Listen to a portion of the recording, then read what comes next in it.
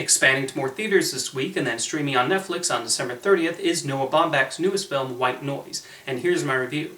Through almost his entire career, Baumbach has directed primarily small films about regular people living their lives.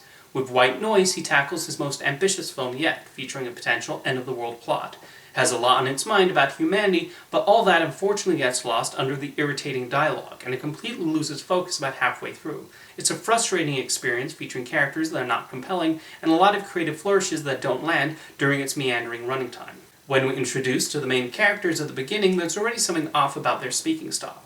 Nothing about what they're saying sounds naturalistic, and it does not take long before it begins grating on the nerves. Despite the best efforts of Adam Driver and Greta Gerwig, the way they're speaking to each other does not register. One of Baumbach's strengths as a writer is how his characters normally sound genuine. However, in White Noise, there's an artificiality, and it creates an immediate distance from them. There's nothing necessarily wrong with having obvious movie dialogue. Quentin Tarantino and the Coen brothers have made an art out of having the characters talk in a way that only exists in their movies. Sadly, the conversations heard in White Noise lack that sort of charming rhythm. It says a lot that the movie's at its best when the characters stop talking. There are a few moments where Baumbach lets the images tell the story, primarily to show the chaos erupting as this toxic cloud hovers over everyone. Those scenes are effective, but it only highlights how much more pleasing it is when the cast is not required to yammer out the obnoxious dialogue given to them.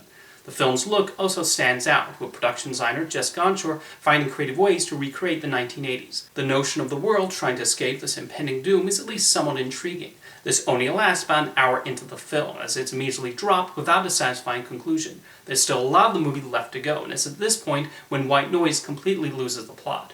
The assortment of scenes that make up the second half of the film frustrate more than anything, and are awkwardly jumbled together. Aside from Driver's concern about his health, the apocalyptic nature of the first half appears to have little impact on what happens later.